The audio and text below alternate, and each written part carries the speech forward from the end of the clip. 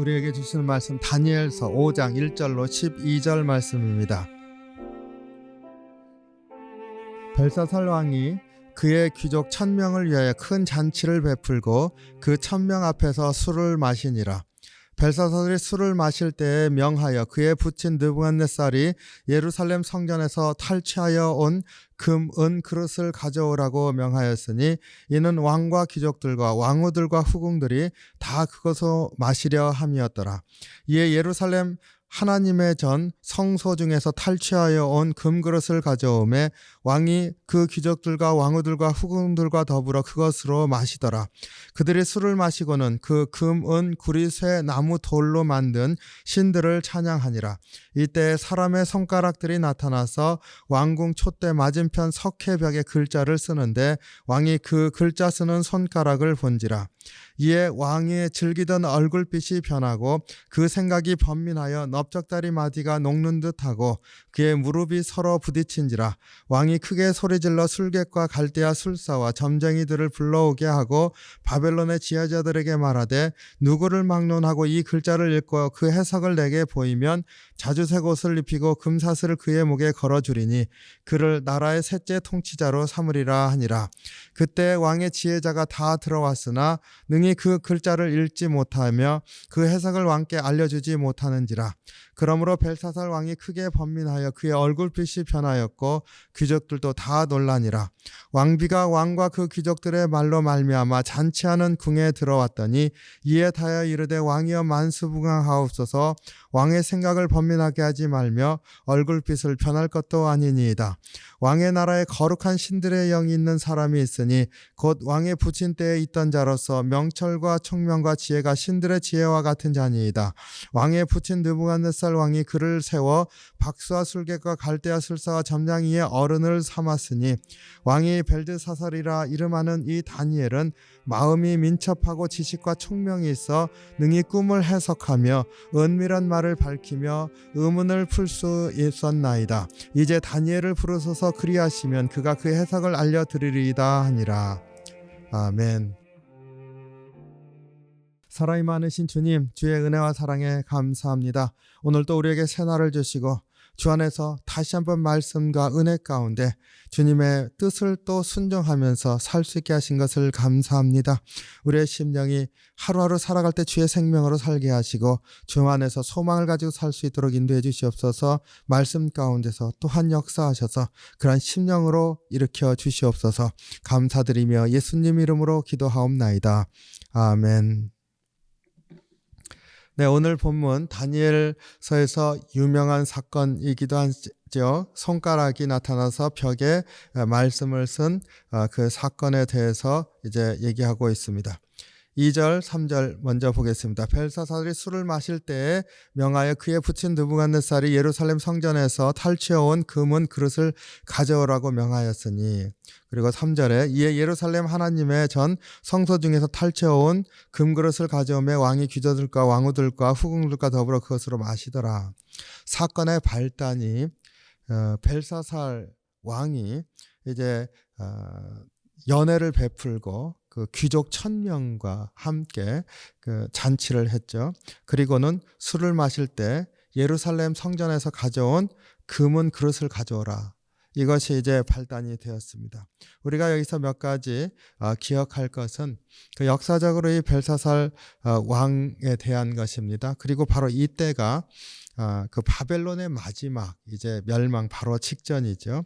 그 바사, 메대 연합군이 이미 그 많은 그 바벨론의 나라 그 성읍들일까요? 성읍들을 이미 무너뜨리고 있었고 거의 이제 바벨론 성 주변으로 이제 포위하고 있을 그런 정도의 그 임박한 때였었습니다. 하지만은 그 성이 워낙에 강한 요새와 같았다고 합니다. 그리고 그 안에는 그 식량이 굉장히 그 많은 적축이 있었기 때문에 전혀 걱정을 하지 않는 그러한 상황이라고 합니다. 학자들이 볼 때 이 상황에서 어떻게 그 나라가 경각에 달렸는데 잔치를 베풀 수 있을까? 그것은 자기 위용을 이렇게 자랑하는 그리고 그것을 보여주는 그러한 사건이라 이렇게 얘기를 합니다. 그리고 이 벨사살 왕은 바벨론의 그 느부갓네살 왕 이후로 어, 그, 그 4명의 왕이 더 있었는데요. 그 마지막 왕까지. 그런데 그 이름이 그 벨사살 왕이 그 왕의 이름들에 없습니다. 그래서 어떻게 된 건지 이제 처음에는 몰랐었는데 나중에 이제 그 유물 그 발굴을 하는 것에서 이제 나온 그 기둥 뭐 이런 데 써 있는 거나 어떤 그 비문들 뭐 이런 것들이 있지 않습니까? 그런 것들 고고학적으로 이제 발굴한 것에서 그 조금 이제 이해를 할 수 있게 됐는데 그 맨 마지막 왕 나더니보스 왕의 첫째 아들이 벨사살이라고 합니다. 그런데 이 나더니보스 왕은 왕이 등극하고 3년 있다가 그냥 그 왕위를 물려준 건 아니지만 자신은 아라비아 테이마라고 하는 곳에 머물러 살고 뒤로 빠져 있었답니다. 그리고 자기 첫째 아들, 그러니까 왕위를 물려줄 왕세자 같은 거죠. 거기를 섭정왕으로 다스려라 맡겨놨었답니다. 그리고 16년 동안을 거기에 칩거해서 살았는데 왜 그랬을까 했을 때 메데 바사하고 싸우다가 이제 졌기 때문에 아마 그 상실이 컸었던 것 같고 그래서 이제 물러나 있었다가 16년 후에 다시 돌아왔다고 합니다. 어쨌든 그러니까 벨사살 왕이 그러니까 아버지가 여전히 왕으로 있지만 실질적으로 왕으로 이제 다스리고 있었던 왕이다. 이렇게 생각하면 되겠습니다. 어쨌든 그 바벨론의 마지막 왕들인 것이지요. 바로 이러한 벨사살 왕이 그 부친 느부갓네살이 이렇게 얘기를 하고 있잖아요. 예루살렘 성전에서 탈취하여 온 그러니까 느부갓네살 왕을 부친이라고 부르고 있는데 그 부친이란 뜻은 그 고대 근동에서 그 직계 자손이라는 거죠. 위대한 왕의 직계 자손. 그러니까 느부갓네살 왕이 그 예루살렘을 무너뜨리고 가져왔었던 그 집기들을 이제 벨사살 왕이 가져오라 이렇게 명했습니다. 그리고 그것을 가지고 연회해서 직접 쓴다고 하는 거는 그 하나님 보시기에는 굉장히 뭐라 그럴까요? 진노하실 만한 그런 사건이죠. 근데 더 중요한 것은 일부러 부친 느부갓네살이 이렇게 얘기를 하고 있는 것입니다. 그 느부갓네살 왕의 직계라는 의미도 있지만은 다니엘서에서 강조하고 있는 것은 느부갓네살 왕도 교만하여서 하나님 앞에 징계를 받음으로 다시금 돌아서 하나님을 찬양하게 되었었는데 바로 이 벨사살 왕은 바로 그러한 것들을 정면으로 부정하는 그러한 행위를 하고 있는 것이죠. 그래서 부친 느부갓네살이 가져온 그 예루살렘에서 가져온 그 금은 그릇을 가져오라. 이것은 느부갓네살 왕도 인정했었던 하나님에 대해서 정면으로 반박하면서 거역하고 자기의 교만을 드러내는 것이라 우리가 볼 수가 있습니다. 그리고 그 4절에 그들이 술을 마시고는 금, 은, 구리, 쇠, 나무, 돌로 만든 신들을 찬양하니라.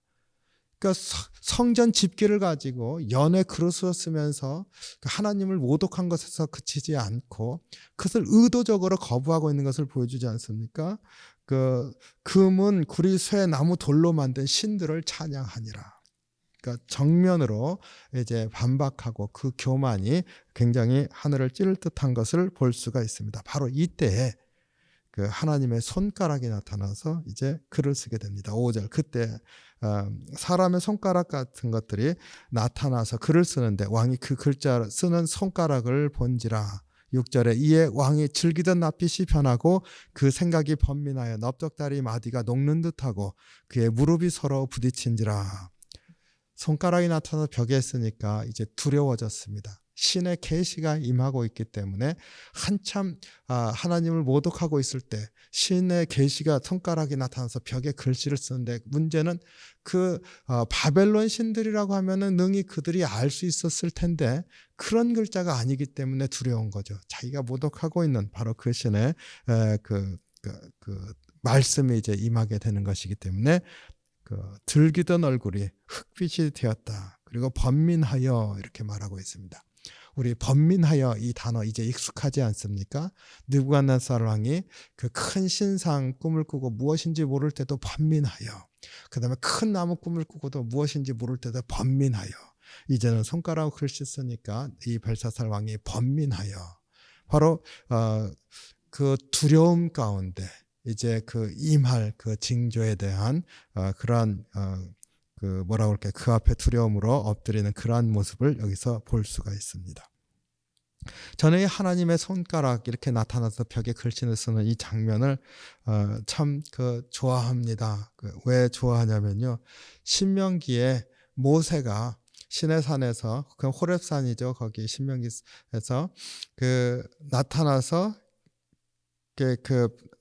모세의 돌판에 이제 글씨를 써주는 십계명을 써주는 거. 하나님의 손가락이 있었다 나오지 않습니까? 그래서 이 똑같은 그게 딱 두 군데 나오는데 이게 그런데 요한복음에 보면 예수님이 가늠한 여인들 앞에서 가늠한 여인을 잡아서 예수님을 송사하려고 이제 그 여인을 죄를 물을 것입니까 말 것입니까 바리새인들이 말하잖아요. 예수님이 땅에 앉아서 아무 말 없이 손가락으로 글씨를 썼다 하는 장면을 이제 저는 늘 기억합니다. 그래서 그 예수님 땅바닥에 뭐라고 썼을까 하는 걸 생각할 때마다 바로 이 손가락 장면을 떠올리곤 합니다.